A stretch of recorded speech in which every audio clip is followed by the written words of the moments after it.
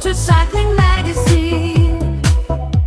And the show Hi, hi, I'm Eunice Moon. I've been invited to speak about my race last weekend at Coal Country Roubaix 2025. I did the 100K race. I had a great time. The weather was actually fairly I think like 40 to 50-ish is what they were kind of predicting. I dre I dressed for that, but I didn't dress for the 20-mile-per-hour wind, which was which was coming from the north, pretty nasty headwinds for parts of it. But luckily, we got very fortunate with the weather because it had rained until like the night before. Ended up being really pleasantly surprised. Since I had recently done Barry Roubaix just a couple weeks before, the course at Coal Country was very much, in line with the type of gravel I saw at Barry, which is considered the champagne gravel.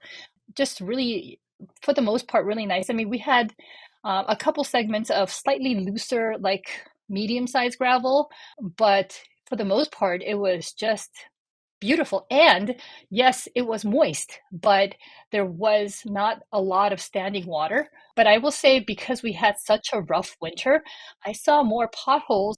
Katie did it with me again, and my friend Mark Travis, he rode with me for the most of the race. I think he thought it was also a great course. So yes, lots of hills. You could definitely get up those hills, and I thought it was very fair. I think there was one hill that was a little bit sandy, which was a little bit trickier, but I think for the most part, the race itself was, again, the course was great. The people at the aid stations were so friendly. They had an assortment of snacks for us because it was a tough day. I mean, no lies, it was a tough day. But yeah, I would say that the whole town came out. I felt like the whole town came out to support us. I believe last year we saw the mayor at one of the aid stations. It felt like there was an entire community support for this race, and I think you felt that sort of hospitality, not only at the aid stations, but also from Joe and Heather. It seemed like they knew almost everybody's name. Makes you want to go back again. Thank you very much to the whole city. Eunice Moon reporting for Ultracycling magazine.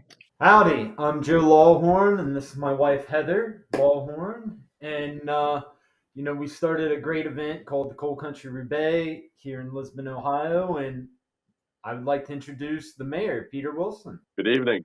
Uh, Coal Country this was the second year, just last weekend, and it brings a lot of excitement and vibrancy to the village. A lot of visitors came, a lot of participants came to be in the race, and it's an exciting time for the village. It's good for the economy, and it also puts Lisbon on the map. And we're really thankful to Joe and Heather. Heather and I relocated up here to Lisbon, Ohio, in Columbiana County, Ohio. I was trying to figure out a way to bridge the gap between non-cyclists and letting everyone know that my selfish intentions of starting Coal Country Roubaix was to help bridge the gap between cyclists and non-cyclists.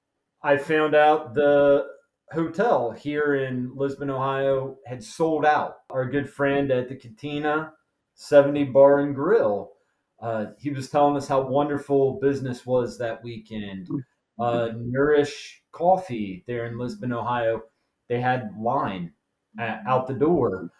And then we also employ a local business to make our awards, and we also employ a local business to make our clothes. Oh, well, Coal Country, my dad worked at the mine, or we ran into a lady at a grocery store and she was telling us about how her uncle used to be a truck driver that hauled the coal from the mine down to Pittsburgh onto the river. Got a really great positive feedback, and they already put us on the books again for next year, April 25th. How I met the mayor is one day I was seeing a thread on Facebook, and it was people commenting about cyclists. How me and Mr. Mayor met is I basically hit him on Facebook. We all know I'm kind of a kick the door in kind of personality of, hey, if you give us the opportunity, we could bring this to your community. And I'm grateful for him. And the I went to the town hall and I proposed it, and they unanimously greeted it. And then even so, last year we after our first event, we went back to them and said, hey, is it all right if we start this in motion again? Plan to bring it back April 25th, as long as the community is welcoming of it. We're always going to have it because it's for the community. I mean, Lisbon, we're on smack dab on a bicycle trail. Even though this bicycle trail draws thousands of people every year, they don't know how to take bicyclists. And having the race has brought a greater understanding to our community. I mean, Lisbon is great. It used to be a coal country, it used to be a coal producing village, what have you, and that's all changed. Coal mines have dried up a long time ago, and but the physical setting, there's a lot of hills, great elevations, and for Roubaix, it's a perfect setting. And Joe and Heather have created really interesting, challenging, and that's really drawn a lot of people, including local residents who are also participating this time. It's great for the community. It gives recognition to Lisbon. It brings people to the village, as Joe was saying, and it's good for the economy. So it's a win-win for everybody, and we're grateful to Heather and Joe. Ultracycling magazine.